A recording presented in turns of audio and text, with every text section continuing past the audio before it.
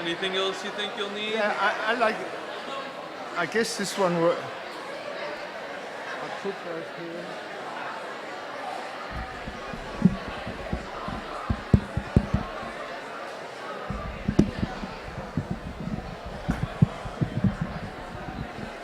How do I operate my PowerPoint? They, in the back, I don't think they even have a clicker, so there might just be a signal that you'll need to give them. If you just want to say next slide or just kind of point a finger at them. And Okay. then I think the guy in the blue back there, They don't have a. they don't have a clicker, no. Okay. How do I get this one out?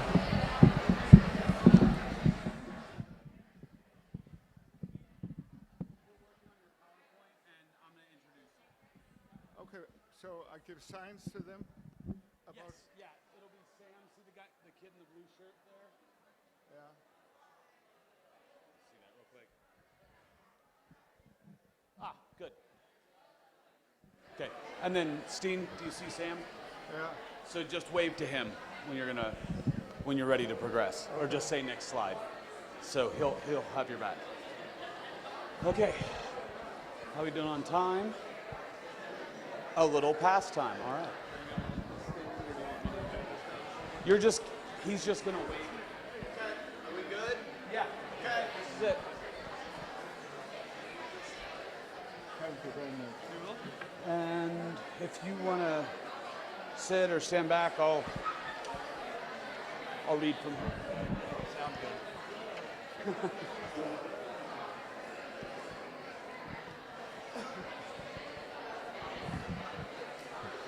All right. Well, good afternoon. It's still kind of morning, but it's after lunch, so we'll call it afternoon. How are your morning sessions? Good? Excellent. That's what we like to hear. We're very, very, very honored today to have Steen Metz with us. As a young boy in Denmark, when the Nazis conquered in 1940, his family experienced 3 years of occupation until they were arrested and deported to the Theresienstadt concentration camp in Czechoslovakia in 1943. This was an Arbeitslager, a work camp, not one of the infamous extermination facilities. However, it did become a death camp for his father, an attorney who died within 6 months of starvation and hard labor. He is the author of A Danish Boy in Theresienstadt, Reflections of a Holocaust Survivor. Recently, Mr. Metz received the first annual Courage of Abraham Award from the Children of Abraham Coalition in the Chicago area. It is my great, great honor. He came and spoke at our school yesterday. Incredible stories, incredible man, Mr. Steen Metz.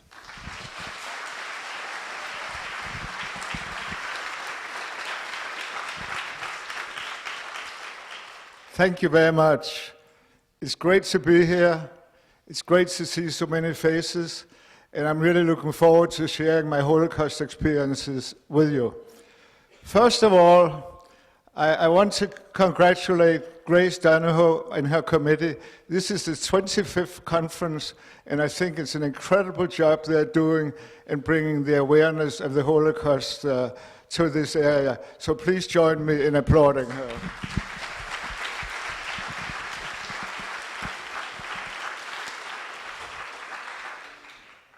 Thank you. The last 2 days were very, very busy, but very, very satisfying. I had an opportunity to visit and talk to middle school, junior high, high school, and University of Arkansas. I talked to a little over 1,200 people, 1,200 students. I believe most of them are not taught Holocaust in their schools. So to me, that's very, very important.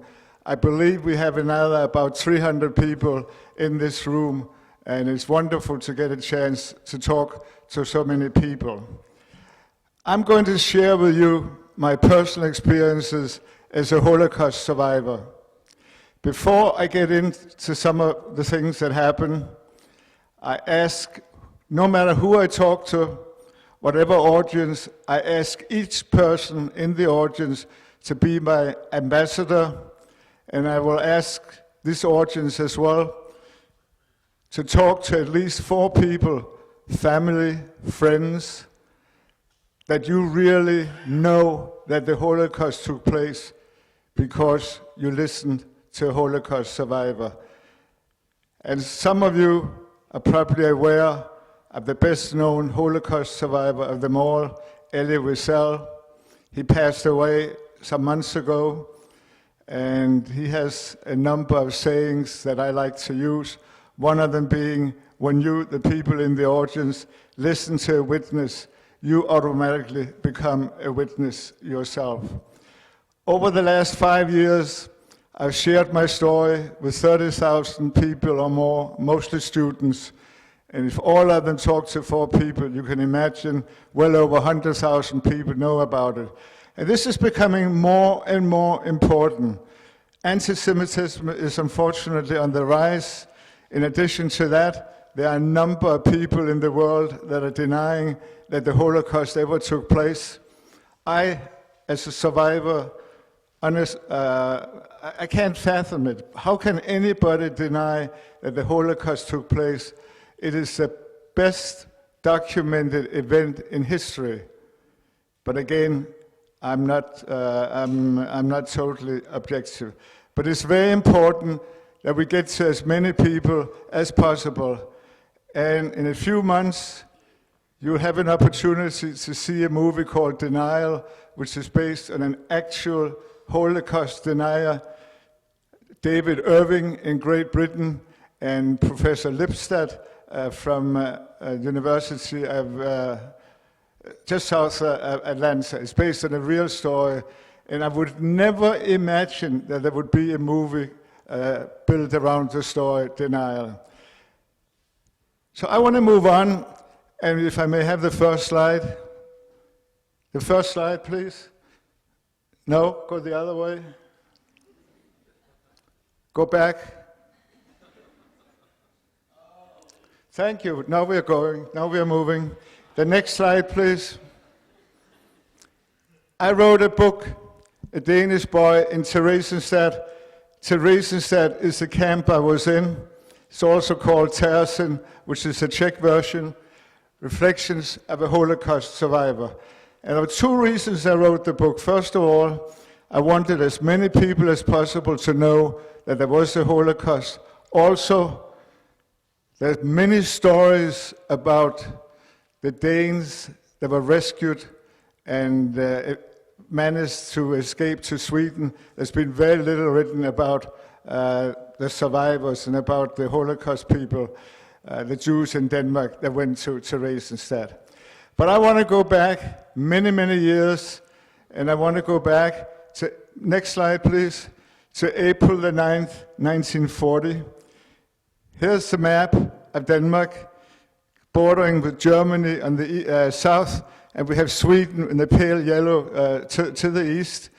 And the reason I'm talking about April the 9th, 1940, by the way, if you cannot hear me in the back, would you please raise your arm? Thank you. That was the day that Hitler invaded Denmark. And he has signed a non-aggression pact with Denmark and several other countries in Europe. And of course, no way could you trust that man. It wasn't worth the paper the agreement was written on. And it was totally unexpected. It was also a very, very short battle, probably the shortest in history. The war, the battle, lasted 1 day only. The king and the Danish government surrendered. I'm not going to pass judgment on whether it was the right or wrong thing to do. All I can say is that it probably saved thousands of lives, even though we did lose some lives. But there was no way little Denmark could put up a fight against a big war machine from Germany. At that time, we had 4.5 million people and about 7,500 Jewish people in Denmark, and most of them living in the area on the east coast around Copenhagen. Conditions in Denmark, the first 3.5 years, were what I refer to as relatively normal compared to what happened in other occupied countries.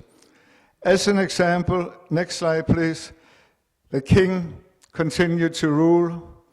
It's amazing that King Christian X and the Queen Ingrid, they were the only royal couple in Europe that remained in their homeland. The king was very, very popular, and he continued to write every single morning, mostly in defiance of Hitler, and he was a big, big supporter of the Danish people. This is a favorite picture of mine. You can see 2 soldiers saluting the king. On purpose, the king is looking straight forward. He doesn't want to have anything to do with any of the Germans in Denmark. There are a number of stories about King Christian X. Some of them are true, some of them are not. My favorite story goes like this. The Germans occupied the best hotel in Copenhagen, shouldn't surprise anybody, as their headquarters. They placed the swastika flag on top of the building.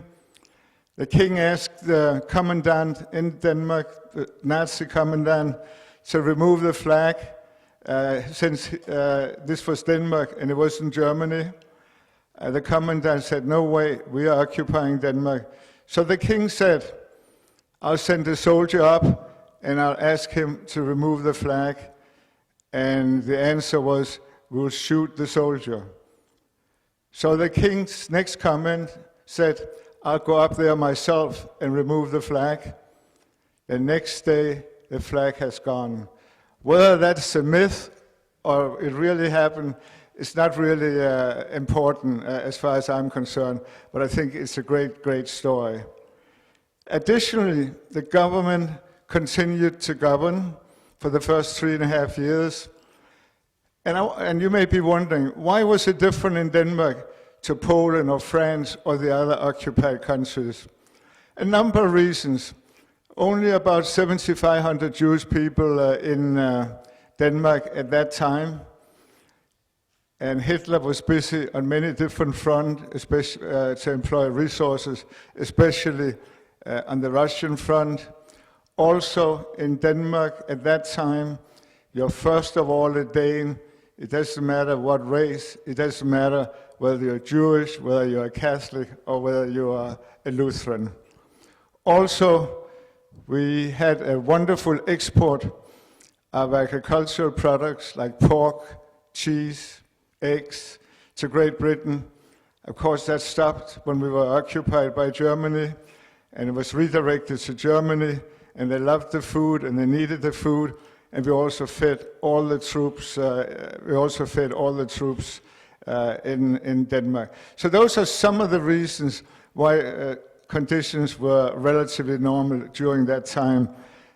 Next picture, please.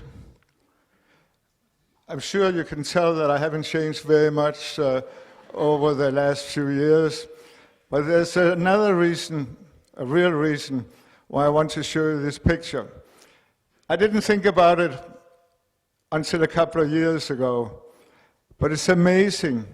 A year before we were arrested, in a country that was occupied, we were able to go on vacation and having a great time, my father, my mother, and myself. And I really think that is amazing.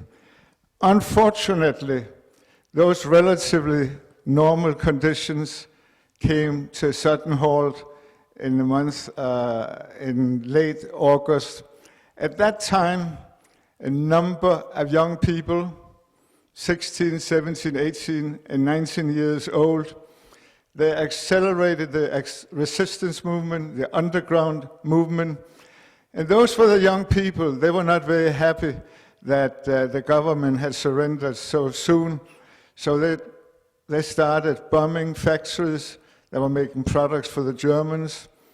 They bombed more and more. They bombed rails. They bombed bombed several buildings that were important to the Germans. They would sink the ships. In short, in summary, what they were doing was to make life very hard for the Germans, the Nazis in Denmark. And that was exactly their purpose.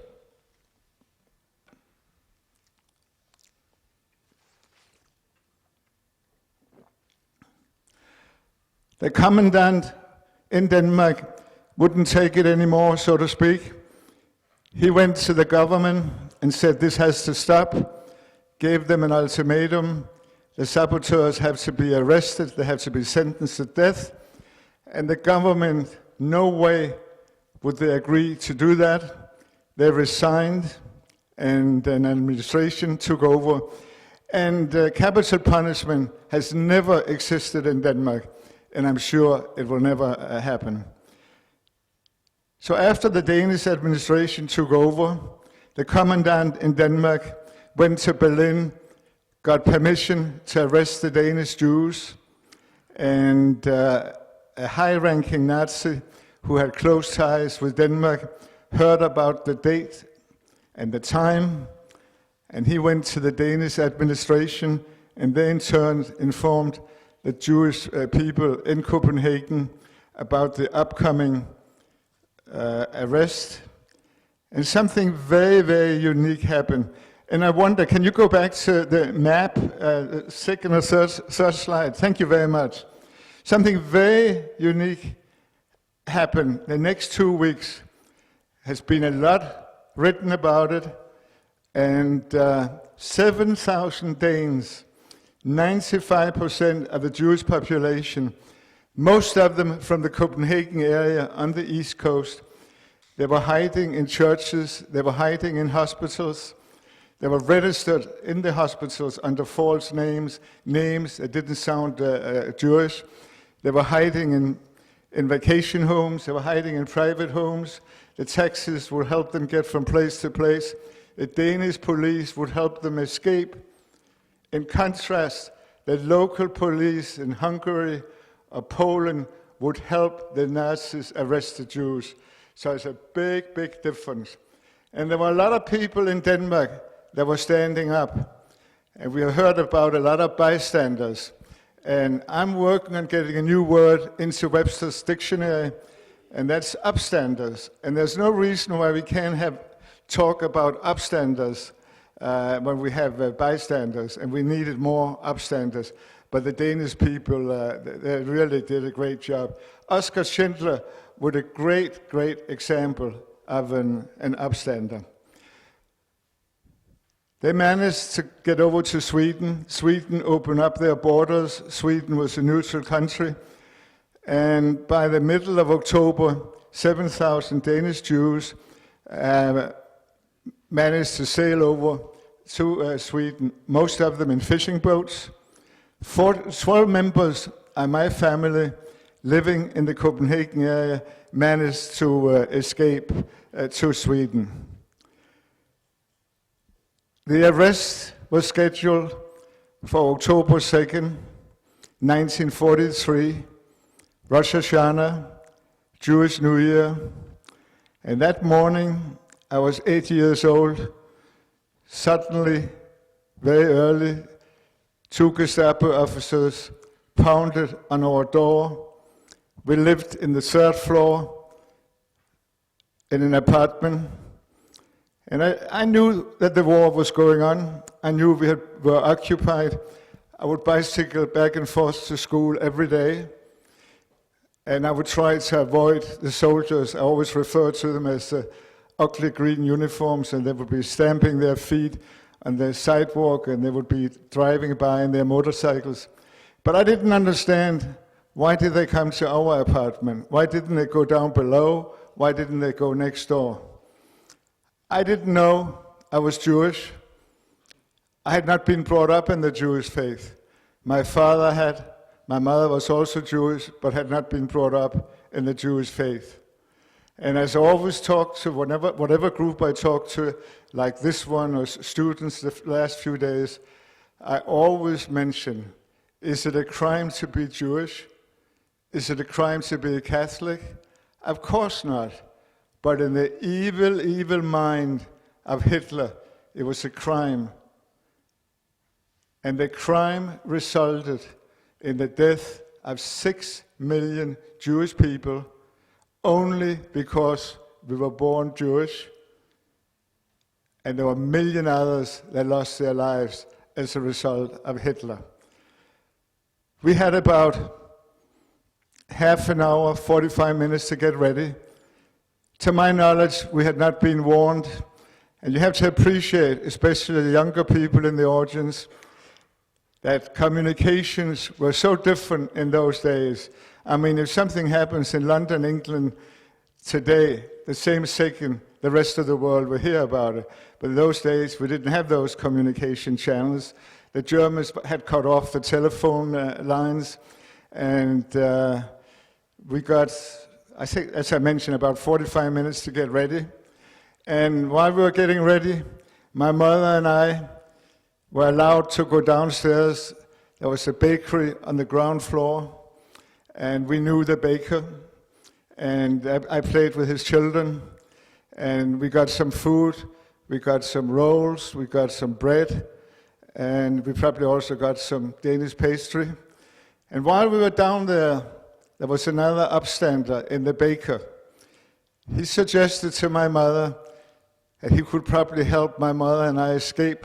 Technically, it might have been possible through the corridor in the basement, and we lived in a big apartment complex.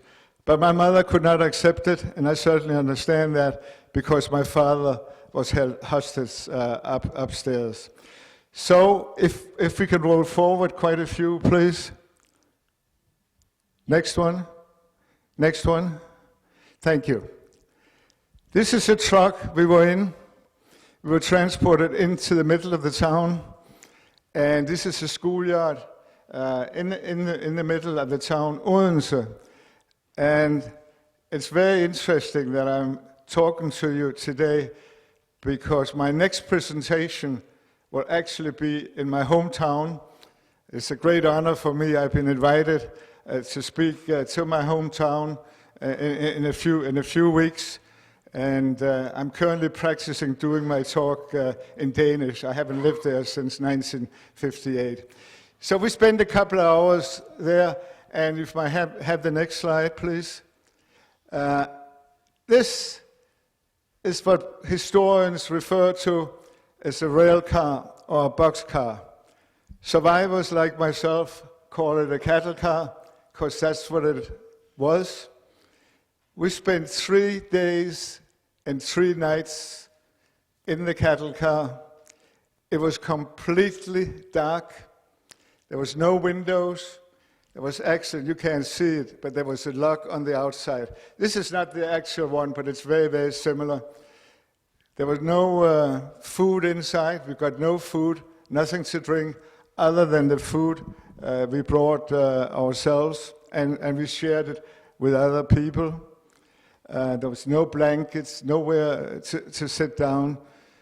Everybody were frightened, not only the 8-year-old boy. 4 children about my age, were able to lie down. The rest of the people, the adults, alternated between sitting and standing for more than 3 days and 3 nights. I think everybody were frightened. In another cattle car, I understand somebody committed murder, and rather than going to a concentration camp. We had no idea where we were going. And again, you have to appreciate how different the communications were. We didn't really know much about what was going on around other places. Next one, please. Oh, I should mention, just go back once, please. Thank you. That the atmosphere, as I'm sure you can appreciate, got very, very intense. The smell worse and worse. We didn't have any bathroom facilities. We had to use buckets in the corner. But eventually, next one please, we arrived in Tersen, and it was about 550 miles from Odense to Tersen.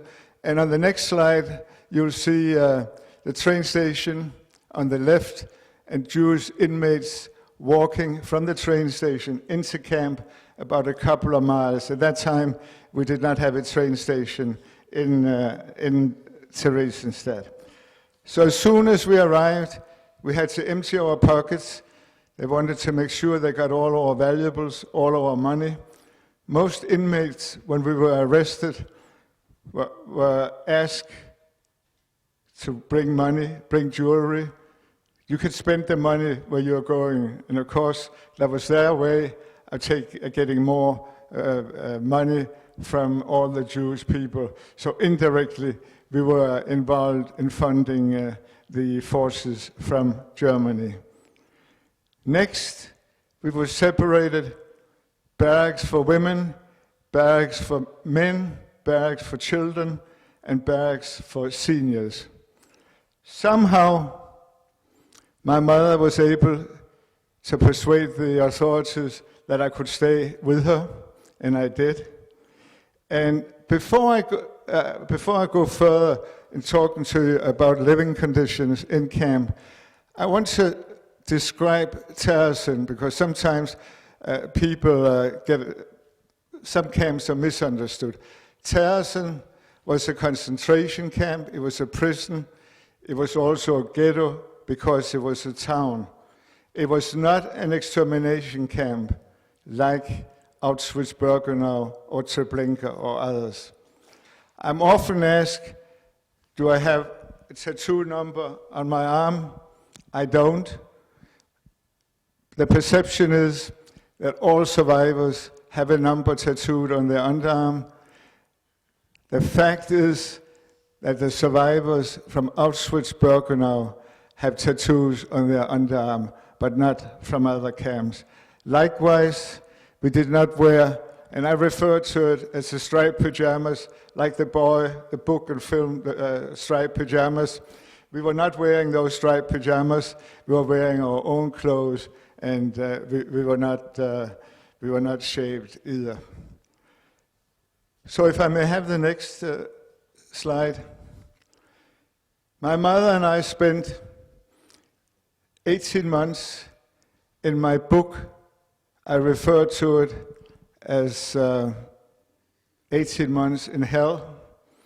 And you can see the bunk beds, wooden bunk beds, not much room, probably about 80 to 90 people in the loft. And this is an illustration of not where we lived, but very, very similar.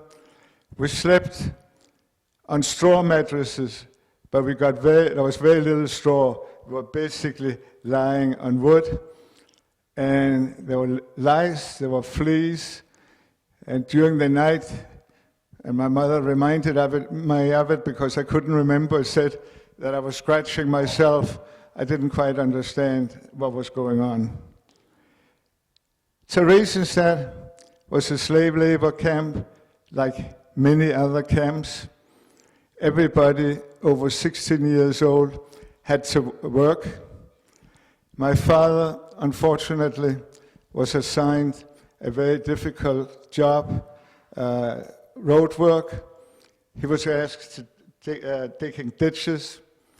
It was getting colder and colder. The winter was coming. He was an attorney. He was used to working in an office. He was used to litigating in the courthouse, but he was not used to that hard work. It was very difficult for him, especially because it was cold and he was constantly hungry. And when I tell you in a few minutes what our rations were, you will understand why. And he just couldn't handle it. And from another witness, I heard some horror stories about what these cruel, cruel Nazis did to my father. He wore an overcoat to keep warm. A guard would literally tear it off him and said, "You don't work with an overcoat." He would be whipped and kicked more than once, especially when he didn't perform the goals that the Germans had set for him in his work. He lost 50% of his body weight. He ended up in infirmary. He couldn't handle it anymore. Ended up in an infirmary. And they had wonderful doctors, capable doctors. They were Jewish inmates, but they didn't have the tools. They didn't have the supplies. And he passed away at the young age of 40 after less than 6 months in camp. Needless to say, the Nazis were not going to list the cause of death as hunger, and they listed it as pneumonia. My mother also had to perform slave labor. To my knowledge, she was not physically abused, but she was what I call mentally abused a number of times. And the Nazis somehow, I don't know why they loved to do it, but they loved to dehumanize us. They loved to terrorize us. Hitler did not consider the Jews as human beings. We were not treated as human beings, and that's the reason why. So my mother was working in a factory, and she worked in a workbench, and she was cutting up some mineral from the mountains in Czechoslovakia called mica, and they would slice it up in thin slices, and eventually it would be used as insulation material in war machines. So one day an officer came in and asked my mother how she was doing, and she said, "Not very well, I just lost my husband." And she was asked, "What happened to your husband?" "He died of starvation." After the officer left, the women on the floor, many different nationalities, surrounded her and said, "You shouldn't have said that. This could have serious consequences." And my mother said that was the truth. So to set an example and to remove all dignity from us, that same officer came back terrorizing everybody by asking my mother the same question for 7 consecutive days. And this time she said he died of pneumonia. When I meant 7 consecutive days, because no weekends, no Christian holidays, no Jewish holidays. People worked every day. I'll just give you one other example of my mother's work. She was cleaning floors, and she had finished it. After a long day, she was tired. A Nazi officer came in, looked at the floor, saw a big bucket with dirty water, literally kicked the bucket, dirty water back on the floor, and my mother had to redo the floor. She was very, very angry and upset when she got back to the barrack. How anybody can get satisfaction out of that, I'll never know. I was, as I mentioned, 8 years old, and I did not have to work. My mother thought it would be good to do some volunteering work, and I did. And that consisted in being a messenger and a gopher. And again, keep in mind how communication channels were different. And I would take these documents and messages from one Nazi office to the other. I'm often asked what was on the documents, and it was all in German, so I couldn't tell you. On my way, I would pass the kitchen on my way back to the barrack, and on the back, everybody wanted a chance to work in the kitchen because you would have a chance to eat more. I did the second best. I found some big sacks of potatoes on the back of the kitchen, and I would look around to make sure nobody was watching, and I would put 1 or 2 potatoes in each pocket, and then I would go back to the barrack, and my mother and I would share the potato. And we needed all the help we could get because we got very little to eat. I did that a number of times, and when I got back to Denmark, my mother was very concerned that this would become habit forming, and I didn't realize it until we got back there, and she actually mentioned, "I was afraid you would turn into a kleptomaniac," but fortunately, this was not the case. But when I tell you about the food we got, you will understand why we needed all the help we could get. At breakfast, we would get substitute coffee, Ørsteds coffee, some brown bread, and if I may have the next slide. At lunch, we would line up. You can see the old people with canes. I call it the soup kitchen, and we would line up for maybe half an hour, 40 minutes. And we had our bowls, and we had our wooden spoons, and most days it was called potato soup. It was actually boiled water with potato peel, and we wanted to get to the bottom of the kettle because then we had a better chance of getting some potato peel. Whatever happened to the heart of the potato, I don't know. I never thought about it that time, but I'm sure the guards were eating the potato. We would also get some bread with it. And dinner, this would repeat itself, and we would line up again. Once in a while, maybe once a week, we would get a German pasta dish called dumplings. So how were we able to survive on those meager rations? While Tersen is not referred to as a death camp, but when 40,000 out of 140,000 over a period of 3.5 years, they die from starvation like my father, from illnesses like typhus. The question is, how do you define a death camp? It doesn't really matter, but 40,000, that's a very, very high number. Still, how were we able to survive? We were very fortunate. We started getting packages from Denmark and Sweden. We would get them after 6 months. Unfortunately, too late to save my father, but they consisted of food, they consisted of vitamins, and they consisted of clothing. And without those packages, I don't know that we would have been able to survive. All nations in Tersen were allowed to get packages. The Danes probably got more because of the tremendous support from the Danish and the Swedish people. Of course, not all packages got to us, and one very, very nasty incident happened when my mother was in the middle of unpacking a package.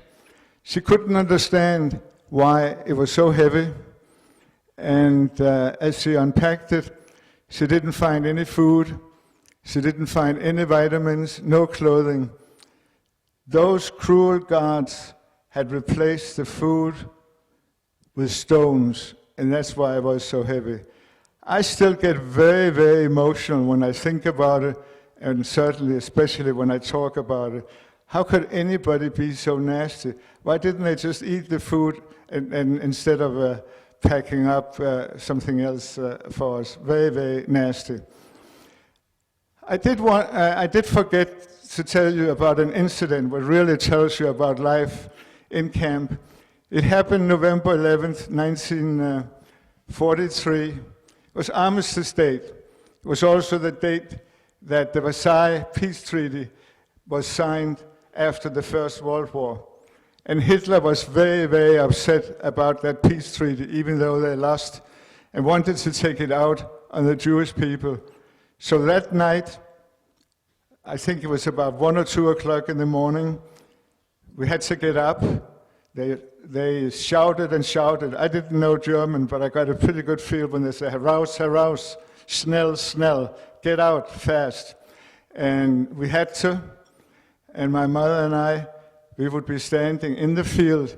It would be pouring down, and we were down there, and I think it was supposed to be a poll. They were counting us. They were counting and counting how many of us were there. Many of the elderly fainted. Many people, I think we were there for maybe 14 hours or something like that. We got nothing to eat, nothing to drink. It was just another example how they treated us. I'd like to tell you about another incident. My mother needed shoes for me. I was a growing boy, and no shoe stores, no department stores. So she managed to barter, negotiate with a Czech lady. She got some food, and my mother got some used shoes that I was able to wear the rest, I was able to wear the rest of my time in camp. So that's how you did business in the camp. May I have the next one, please? It's amazing to me that I didn't know about the nasty deportations to Auschwitz and other extermination camps.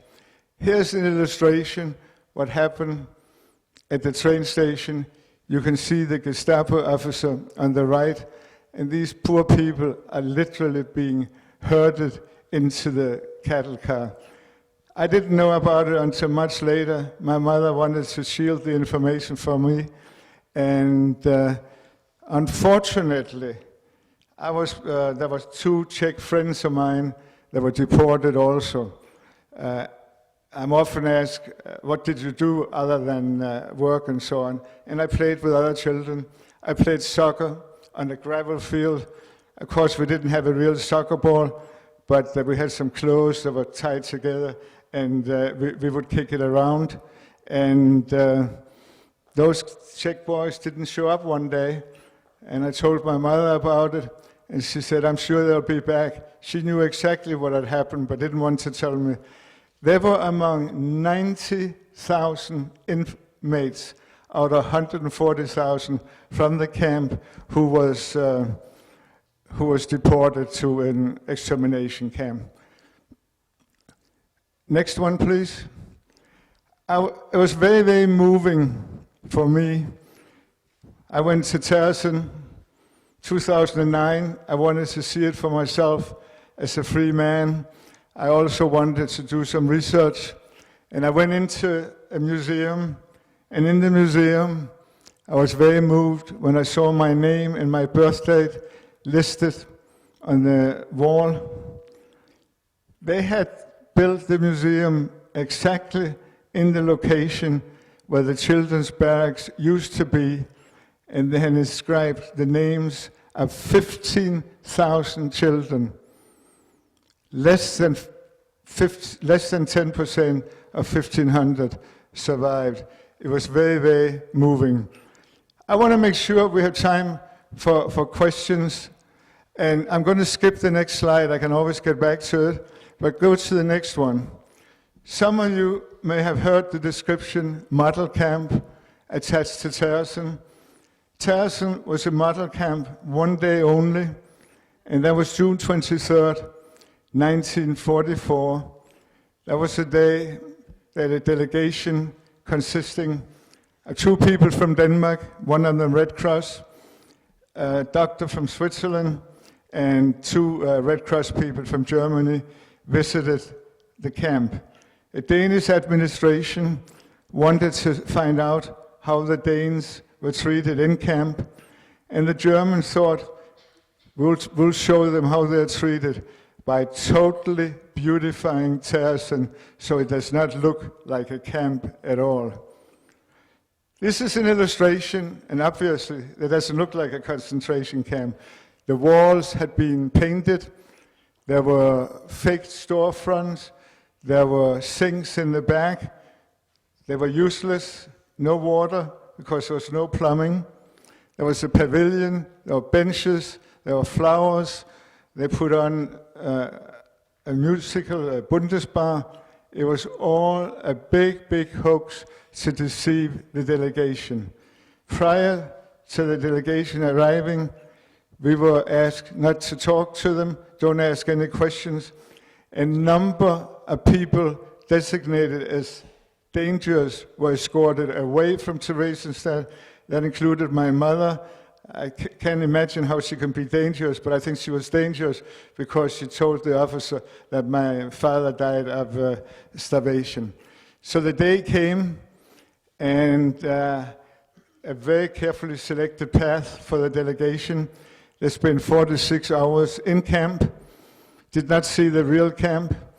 They even had the nerve, the Germans, to transport young, healthy-looking French children, and they were playing. In addition to that, prior to the visit, old, frail people were deported to extermination camp so the camp didn't look too crowded. They thought of everything. They needed all the time they could. They needed a lot of time because the visit was postponed by no fewer than 3 times. The proceedings were even filmed by a German filmmaker who was a prisoner, and later on, he and the French children were sent to Auschwitz. It's hard to imagine. They went back to respectively Denmark, Germany, and Switzerland, and they didn't see what the real camp was. And the camp was a model camp only for that day, even though it's often referred to as a model camp. I want to move forward with what I refer to as happier days. And on April the 15th, 1945, a couple of weeks before the end of the war, the Swedish buses, again, Sweden being neutral, arrived. We had a convoy, about 20. Here you can see the Swedish flag, the Red Cross. It was on all sides. They were all painted white. We had heard about the buses a couple of days earlier. We didn't believe it after such a long period until we actually saw them. We got a warm welcome, and we got chocolate, and we got food. The adults got tobacco, cigarettes, and so on. And I still remember the day very, very well. The drivers, Danish and Swedish, they were very courageous. It was really a miracle that they were able to get through because the war was still going on and there was still heavy bombardment. And I remember one day we had to stop at the forest and for a couple of hours while the bombardment took place. The next day we arrived in Denmark. You wouldn't know Denmark was still occupied.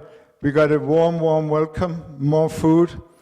We stayed overnight in my hometown, Odense. The next week we spent in Sweden. We could not stay in Denmark because Denmark was still occupied, and we went to Sweden. We were in quarantine for about 8 to 10 days. They wanted to make sure we didn't bring any illnesses into the country. And thereafter, we were able to reconnect with our family. And I'll never forget when we saw my mother's mother, and she was probably standing where I am, and her mother was in the first row, and my mother wanted to run over to her. That was the distance. Since they hadn't seen each other 18 months, she was just too weak.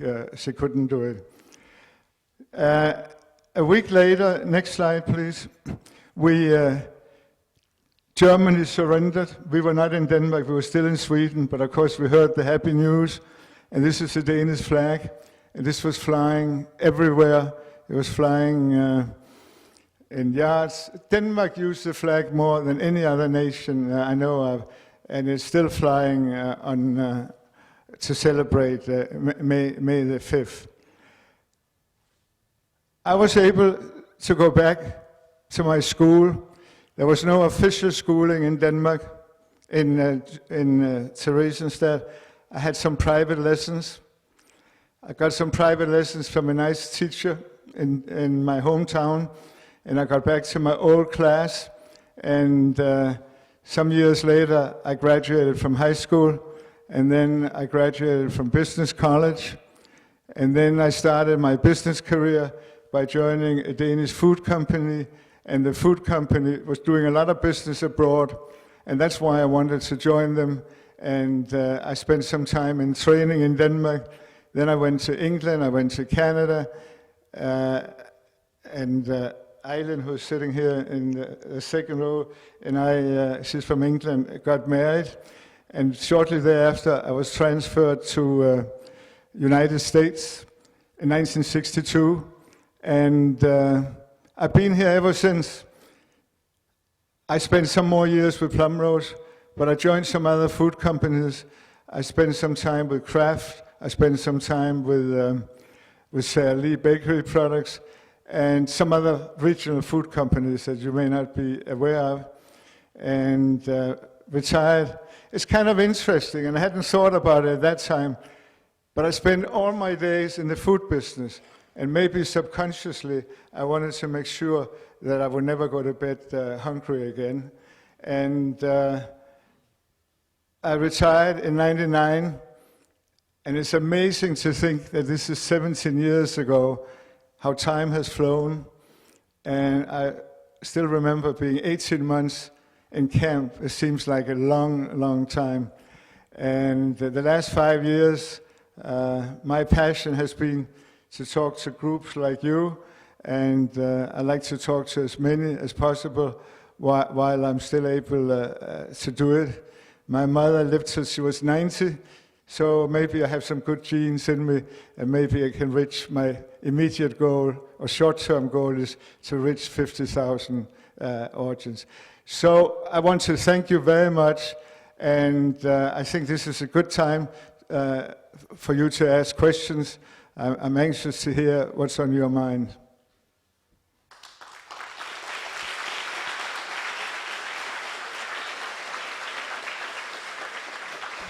Thank you so much. The folks who are recording this have asked me to, if you'll just raise your hand if you have a question, but please don't shout it out. Wait until you have the microphone to ask your question. That way we get everything. So who has a question? Stand up. What do you remember most about the camp? What do I remember most about the camp? That's a good question. I think what I remember most is shouting of the German soldiers, the shouting, like I talked about earlier, like "Schnell, schnell, aus, aus." That unfortunately, I think that's what I remember the most. Thank you. To what extent do you hold German citizens accountable to what happened to you? To what extent do I hold German? The German citizens, rather than like the Nazi Party, like specifically Germany, to what extent do you hold them accountable for the concentration camps? Okay. I'm going to go back a little bit in answering that question. It's another good question. Right after the war, I was not able to differentiate between the Nazis, the bad guys, and the good guys in Germany. I know there were good guys, but to me and my mother, they were all bad. The country was bad. I didn't want to have anything to do with them. I didn't want to have anything to do with Germany. I lost my father because of them. For a long time, I felt no sympathy for the Germans. Then, as you get older and more reflective, and as I started writing my book, and I started writing my book in year 2007, I started thinking, today's young people, they had absolutely nothing to do with it. It's not fair to hold them responsible for what happened. So I changed my mind completely. And I'll tell you, which is a fascinating story as far as I'm concerned. On 3 separate occasions when I talked to students, first, a young lady from high school, she was in absolute tears. I had to comfort her afterwards, and she said, "I feel so guilty. My great-grandfather was a Nazi." 2 other high school boys came up to me on separate occasions with tears in their eyes and said to me, I feel so bad because my grandfather was a Nazi. This was quite a lesson for me. So why would I still hold grudge against the younger people? There's absolutely no reason for it. If I came across a 90 or 95-year-old German, that would be completely different because that person may have been part of the Nazi party, but this is a different story. That was a long way of answering your question. Thank you. Yes, my mother, she was German, and her mother, Frieda Schultz, was taken to Theresienstadt and was murdered there. and we had some family friends that told us some of the stories of what happened. But did you participate or view any of the plays in Theresienstadt where the children were part of? Did I participate in any of the plays? One play was Bundesbar, which I'm very well aware of, which is a musical, and that was played when the delegation, the Red Cross delegation, arrived. I did not participate, and there was one simple reason for it. My singing voice was very, very bad. Does that answer your question?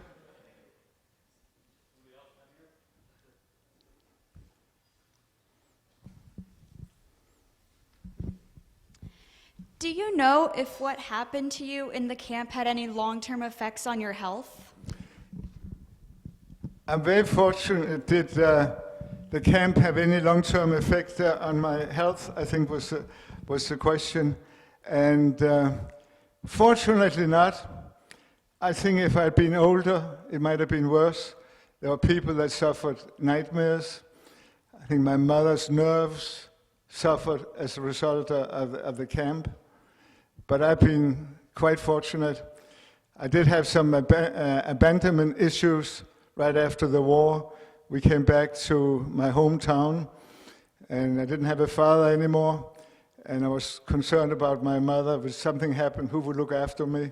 And my mother would tell me or remind me that I was kind of hanging on to her skirt. And I still have some of these abandonment issues today. But in total, I've been quite fortunate. Thank you. How do you feel or do you know about the concentration camps in North Korea today? Do I know about the concentration camp in North Korea? No, I do not. I do not. I don't know if there's anybody that can answer that question, but I don't know anything about it. What would you suggest that students like us can do on an individual scale to help combat some of the human rights violations and issues that are going on in the 21st century? So both more political ones, and domestic and foreign terrorism. I'll be happy to make some comments. I try to stay out of the political arena, which I think is probably a good idea, especially based on what's going on these days. But I think what we need to do is we need to stand up for what we think is right. We don't have enough people doing that. I come back to the upstanders. I think we need to respect each other. We need to treat each other the way we want to be.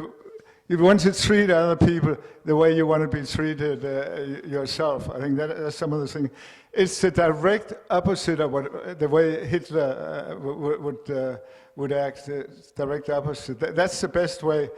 I can also say, I like to add, I think we're going through some very trying times, especially abroad, but to some extent here also. I think we have to never give up hope. And I'm often asked, did I give up hope? And I don't know, when you're 8 or 9 years old, I don't know if you think along those lines. But I know, I'm very lucky, my mother had an interview with some young journalist a year before she turned 90. And she was asked that question, did you ever give up hope? And she said, no, you cannot afford to give up hope, especially not when you have a 9-year-old son. And unfortunately, there were too many people that gave up hope. Thank you very much. Hopefully that answered your question.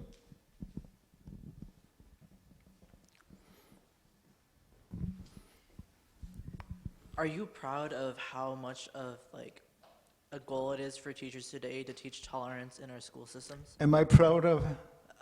The goal to teach tolerance to students. I'm sorry, I'm having trouble. Can you help me? I'm having trouble.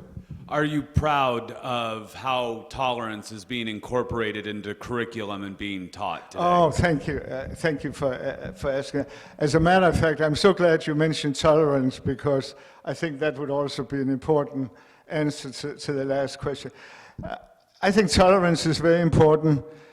I don't know to what extent tolerance is being incorporate it into your curriculum? I would love to answer the question, but I don't know how it's being incorporated. All I can say is, and I'm so sorry I forgot to mention it, tolerance is very important. And I don't think we're tolerant enough. I mean, we want everything to happen the next second. We want all the news the next time. We want everything to happen so fast. We need to be more tolerant. Thank you.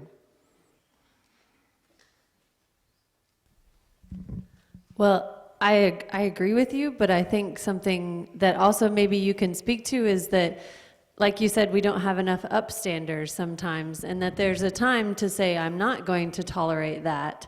And so do you think that your experiences have changed the moment at which you say, I'm not going to tolerate whatever is happening, and maybe you can reflect on that a little bit? Does that make sense? Makes a lot of sense. It's a lot easier to answer the question than answering it. I think to some extent I have changed as a result of the camp. I don't think that can be avoided. I'm trying to be more tolerant, but I have a long way to go in that area, unfortunately.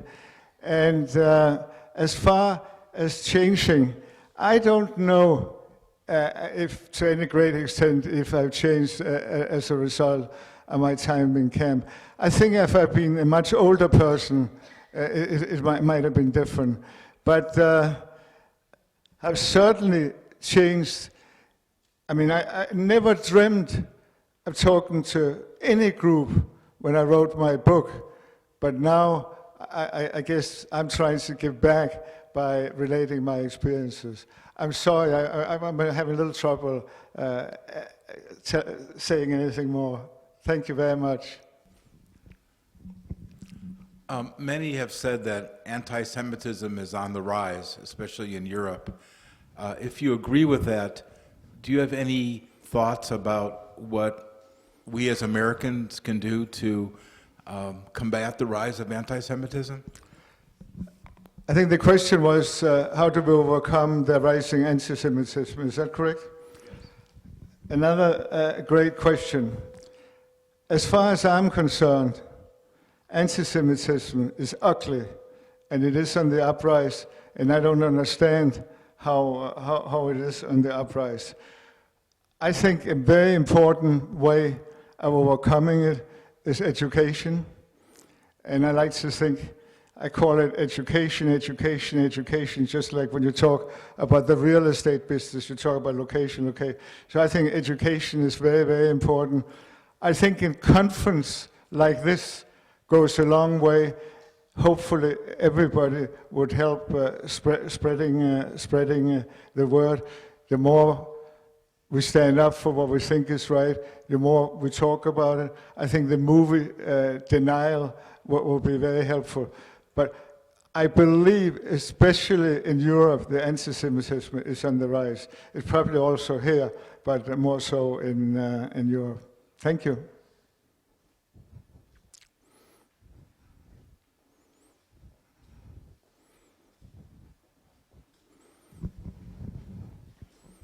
Hi.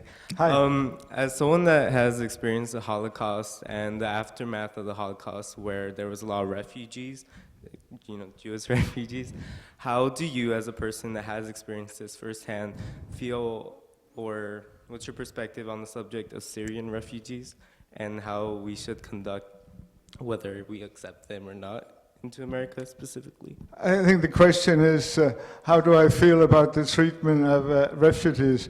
Unfortunately, this is becoming an increasing problem, and I guess we're kind of bordering, if not more, on the political arena, but I'll give you my opinion. I feel very, very bad, and it's unfortunate that we are not learned from the Holocaust.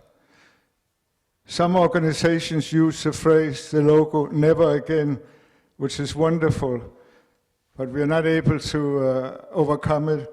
I mean, we had, in addition to refugees, we had camps, problems in Africa, Uganda, we had Cambodia, Now we have Syria with all the refugees.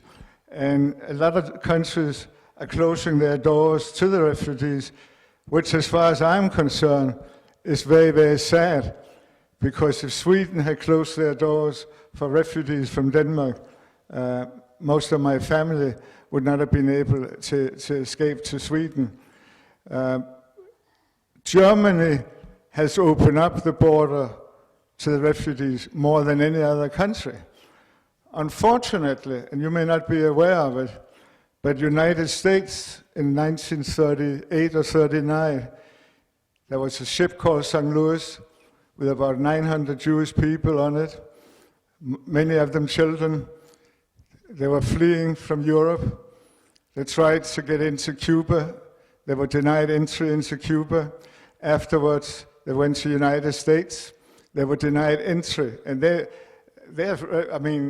refugees, but they also happen to be Jewish refugees. And I'm not totally objective on that, but I have a feeling that one of the reasons why they weren't let in was because they were Jewish people. Thank you.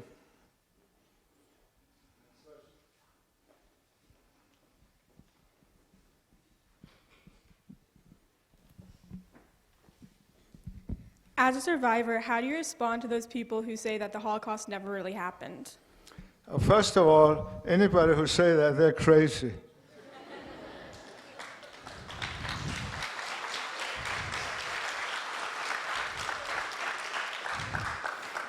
I wish I could meet somebody. I never met somebody, but they're absolutely crazy.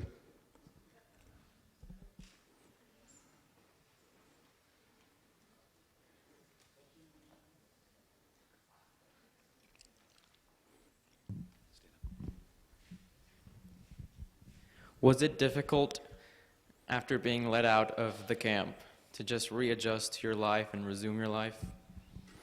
Was it difficult to readjust to human life? It went surprisingly well, and it was really not that difficult. Maybe the first couple of weeks was strange. It helped being in Sweden for a couple of weeks before we got back to Denmark. I think that helped greatly. It helped that I was able to get back to my old school. There were very few Jewish people in my hometown. If I had resettled in Copenhagen, it would have been more difficult because there were a lot more Jewish people there. If I was older, I think it might have been more difficult. And in the school, they didn't ask any questions. If my mother and I were together and people would ask questions, she would always say, ask me. So all in all, I was very fortunate. Thank you.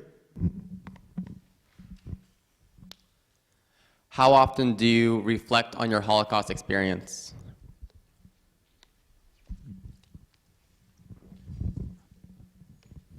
The question was how often do I reflect on my Holocaust experience? Is that the question? Yes, sir. Quite often. I probably didn't do it a great deal. I did it, but not a great deal until I started writing my book. Now, it happens quite often because since I started, I probably talked to a group like this about once a week on an average. And I read quite a bit about it, and I'm on the computer about it quite a bit, so quite frequently. Maybe, in retrospect, maybe too much. But it helps talking about it, and it helps answering questions because I think it helps getting closure. I think we have time for about 2 more questions.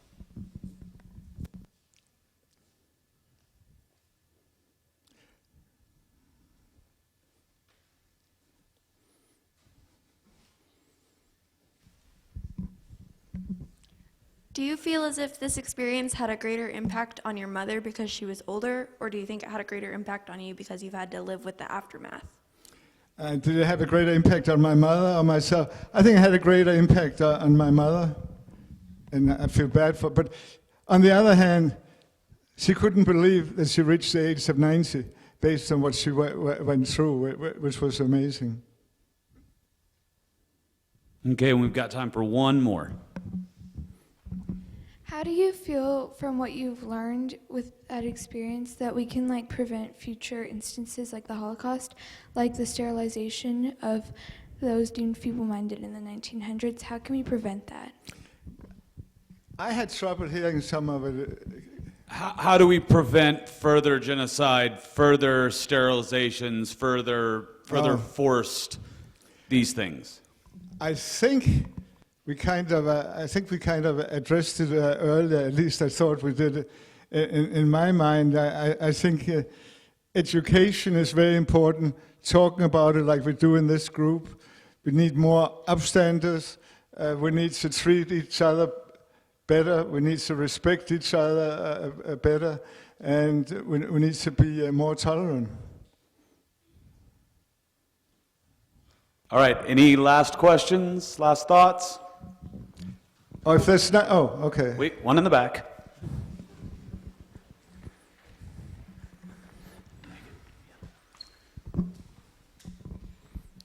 When it comes to the communities, whenever you were in the concentration camp, how did other Jewish, how were the Jewish interactions? Like, were people meant to be together in the communities, or were they against each other sometimes? In Theresienstadt, there were many different nationalities. We were all Jewish people. There was a small part of the camp, which is called the Little Fortress, which was for political prisoners. But we tried to bond together as much as we could and help each other, whether you were Danish or whether you were from Czechoslovakia. And I hope that did that answer your question? Thank you. Just, I know we have to finish, but I'd just like to finish the meeting, finish it with a little bit of humor, because this is a very somber subject that we are addressing.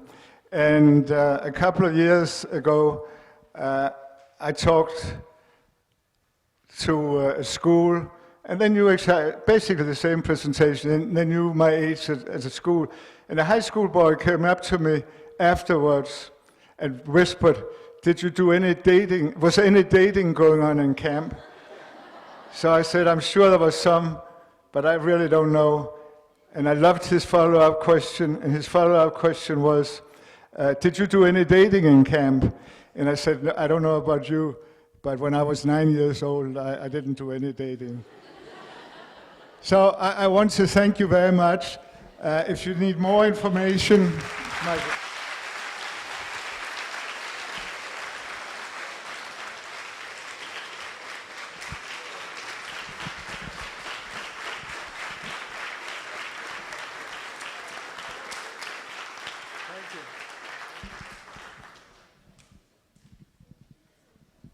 If you need more information, please, please, please visit Mr.